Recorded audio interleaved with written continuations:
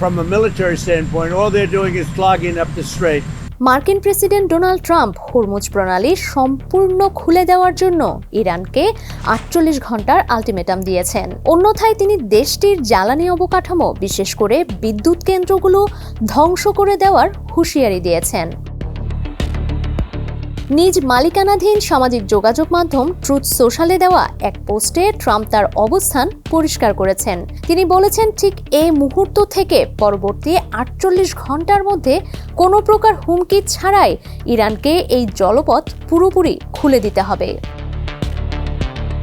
পোস্টে ট্রাম্প বলেন, নির্ধারিত সময়ের মধ্যে হরমুজ প্রণালী খুলে না দিলে যুক্তরাষ্ট্র ইরানের বিদ্যুৎ কেন্দ্রগুলোতে হামলা চালাবে।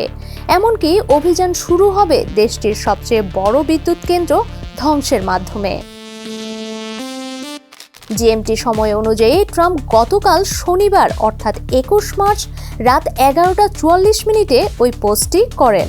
সেই হিসেবে হরমুজ প্রণালী খুলে দেওয়ার জন্য ইরান আগামীকাল 23 মার্চ সোমবার রাত 11:44 পর্যন্ত সময় পাচ্ছে, যা তেহরান সময় 24 মার্চ রাত 3:14। উল্লেখ্য, জিএমটির সঙ্গে বাংলাদেশের সময়ের ব্যবধান 6 ঘন্টা। সেই অনুযায়ী ট্রাম্পের দেওয়া আলটিমেটামের শেষ সময় বাংলাদেশের সময় অনুযায়ী হবে 24 মার্চ মঙ্গলবার ভোর 5:44। এর আগে 3 সপ্তাহের সংঘাতের পর ট্রাম্প জানিয়েছিলেন, যুক্তরাষ্ট্র ইরানে সামরিক অভিযান গুটিয়ে নেওয়ার বিষয়টি বিবেচনা করছে। তবে তার একদিন পরই তিনি কঠোর অবস্থানে ফিরে এসে এই আলটিমেটাম দেন। বর্তমানে গুরুত্বপূর্ণ এই সমুদ্রপথটি কার্যত অচল অবস্থায় রয়েছে। ইরানের পররাষ্ট্রমন্ত্রী আব্বাস আরাকচি বলেন, তেহরান কেবল সেই সব দেশের জাহাজের উপর বিধিনিষেধ আরোপ করেছে যারা ইরানের বিরুদ্ধে হামলায় জড়িত। অন্য দেশগুলোর জাহাজ চলাচলে সহযোগিতা করা হবে বলেও তিনি জানান। এদিকে ট্রাম্পের হুঁশিয়ারির জবাবে ইরানের সেনাবাহিনী পাল্টা সতর্কবার্তা দিয়েছে।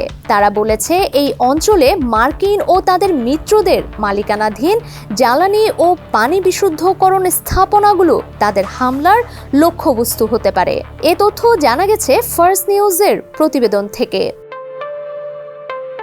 এই উত্তেজনার মধ্যেই দক্ষিণ ইসরায়েলে ইরানের ক্ষেপণাস্ত্র হামলা পরিস্থিতিকে আরও জটিল করে তুলেছে। শনিবার ইরানের 2টি ক্ষেপণাস্ত্র আঘাত হানে, যা চলমান সংঘাতের সবচেয়ে বিধ্বংসী হামলা হিসেবে বিবেচিত হচ্ছে।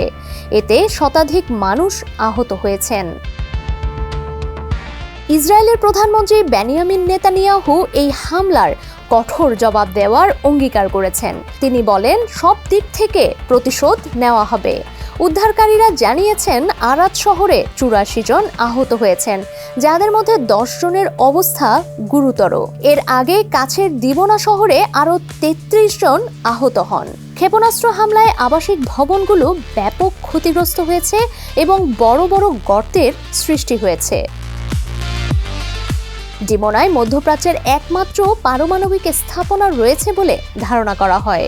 যদিও ইসরায়েল কখনো আনুষ্ঠানিকভাবে পারমাণবিক অস্ত্র থাকার কথা স্বীকার করেনি। ইসরায়েলি সেনাবাহিনী জানিয়েছে, শহরের একটি ভবনে ক্ষেপণাস্ত্র সরাসরি আঘাত হেনেছে। এতে এক শিশুসহ বেশ কয়েকজন গুরুতর আহত হয়েছে।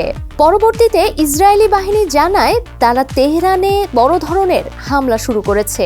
ইরান দাবি করেছে, তাদের নাতাজ পারমাণবিক কেন্দ্রে ইসরায়েলি হামলার প্রতিশোধ হিসেবেই দিবোনাকে লক্ষ্যবস্তু করা হয়েছে। দেশটির বিপ্লবী রক্ষী বাহিনী IRGC আরও জানিয়েছে, তারা দক্ষিণ ইসরায়েলের পাশাপাশি কুয়েত ও সংযুক্ত আরব আমিরাতের সামরিক স্থাপনাতেও হামলা চালিয়েছে।